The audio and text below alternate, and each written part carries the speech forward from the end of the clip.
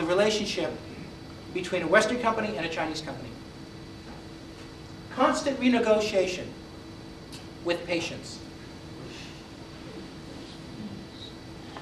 Navigating China's system of socialist system of red tape. You know, China invented bureaucracy.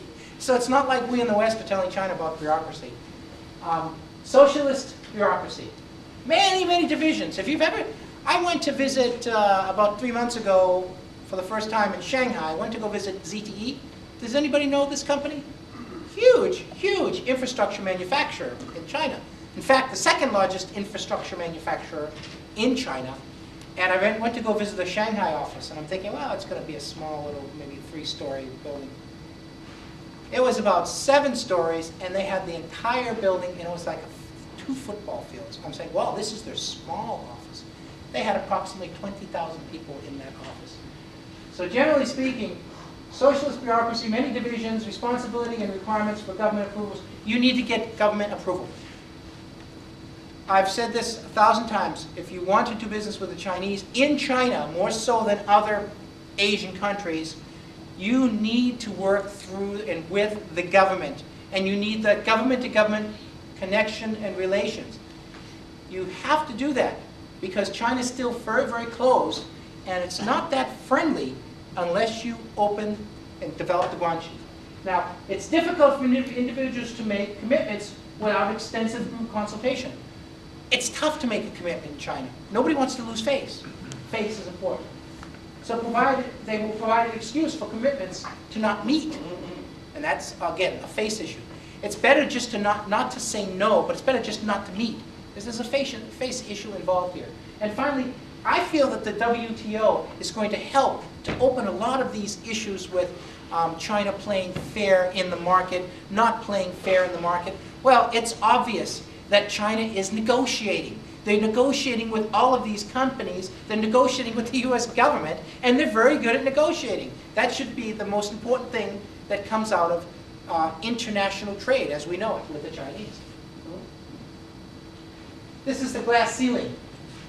Now, there are a lot of people here from China, or there are Chinese ancestry, Huaqiao or Haigui. You people contribute tremendously to the United States economy, especially in our high-tech sector. You came here with your technology skills. You were able to really pretty much overcome a lot of the glass ceiling. But there is still a glass ceiling for Chinese individuals. And that's why a lot of people here feel, you know what, I can't break the glass ceiling in corporate America. Heck, I don't even understand the American way of doing things. I understand China, and it's difficult when you come from China at 30 or 40 years old to make a complete cultural change when you're used to doing things a certain way. It's very, very difficult. So these people have found that, well, I have technology, I have a little bit of money, I have a vision. I'm going to go back and I'm going to try to invest in China.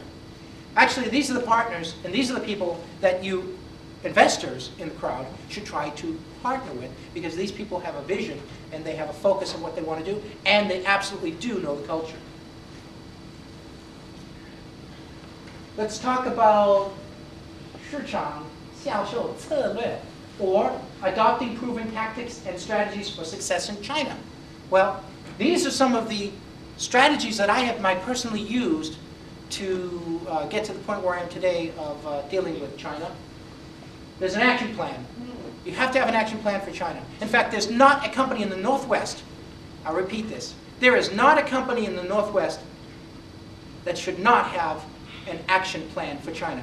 Even if it's to compete or avoid China, you still need a plan for China, because if you don't, the Chinese will be on your doorstep in a year or 2 years, and they will be knocking on your doorstep to either sell to you, compete with you, perhaps rip off your IP.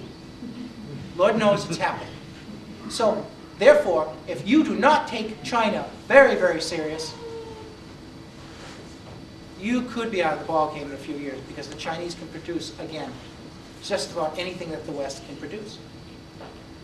I also believe, like Alvin, that technology in the future, a lot of it in the wireless space, is going to be coming out of China. Let me startups with the problems that I've experienced with Western companies trying to get them into the greater Chinese markets.